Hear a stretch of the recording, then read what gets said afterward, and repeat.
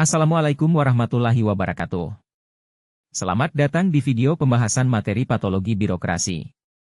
Video ini dibuat untuk memenuhi tugas final mata kuliah Birokrasi dan Governance Publik.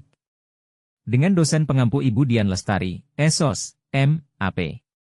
Perkenalkan kami dari kelompok 3 kelas Ilmu Administrasi Negara 3C, Fakultas Ilmu Sosial dan Ilmu Politik, Universitas Muhammadiyah Makassar. Dengan anggota Al-Fatihul, Sri Umistiani, Nur Ifani Harunisa, Gita Reski, Nur Fadilah, Sri Damayanti. Berikut video pembahasan materi patologi birokrasi, mari kita simak dan pahami bersama materi ini.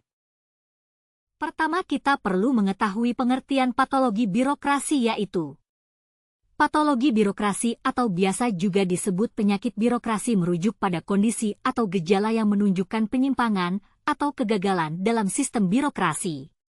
Fenomena ini terjadi ketika birokrasi berfungsi tidak sesuai dengan tujuannya, yang menyebabkan pemborosan atau ketidakmampuan untuk melayani masyarakat dengan baik.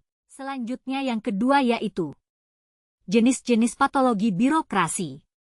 1. Red tape, pita merah, yaitu prosedur administratif yang rumit dan berbelit-belit, sehingga menyebabkan penundaan dalam pengambilan keputusan dan pelayanan.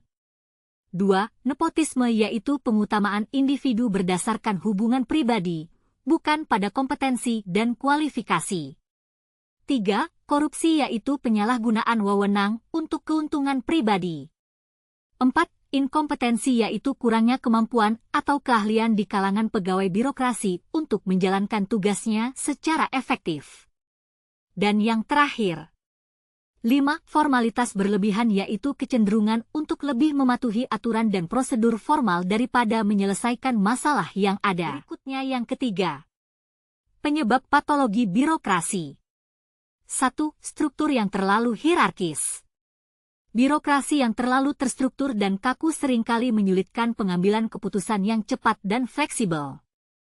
2. Kurangnya akuntabilitas. Tidak adanya sistem pengawasan yang memadai dapat memicu perilaku menyimpang seperti korupsi.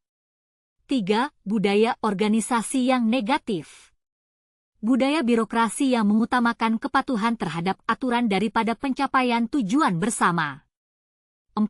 Pengaruh politik.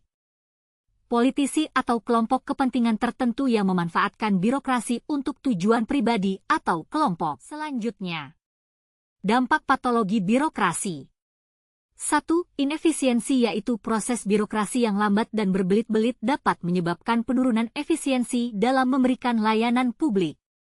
2. Kehilangan kepercayaan publik yaitu ketika masyarakat merasakan ketidakadilan atau layanan yang buruk, mereka akan kehilangan kepercayaan terhadap pemerintah dan birokrasi. Dan yang 3. Pemborosan sumber daya yaitu pemborosan akibat pengelolaan yang tidak efisien dan pengeluaran yang tidak transparan. Berikut solusi untuk mengatasi patologi birokrasi. 1. Penyederhanaan prosedur dengan mengurangi aturan yang tidak perlu dan meningkatkan kecepatan dalam pengambilan keputusan. 2. Peningkatan sistem pengawasan dengan membuat mekanisme pengawasan yang efektif untuk menghindari praktik korupsi dan penyalahgunaan wewenang. 3. Peningkatan budaya organisasi dengan mengubah pola pikir birokrat menjadi lebih berorientasi pada pelayanan dan hasil yang konkret bagi masyarakat. Patologi birokrasi menunjukkan tantangan yang perlu diatasi agar birokrasi dapat berfungsi lebih baik. Melalui pemahaman ini, kita dapat berkontribusi dalam menciptakan sistem pemerintahan yang lebih efektif, transparan, dan responsif terhadap kebutuhan masyarakat. Baik, itulah tadi pembahasan materi mengenai patologi birokrasi, semoga dapat dipahami dengan baik. Mohon maaf bila ada kekurangan. Terima kasih atas perhatiannya. Wassalamualaikum warahmatullahi wabarakatuh.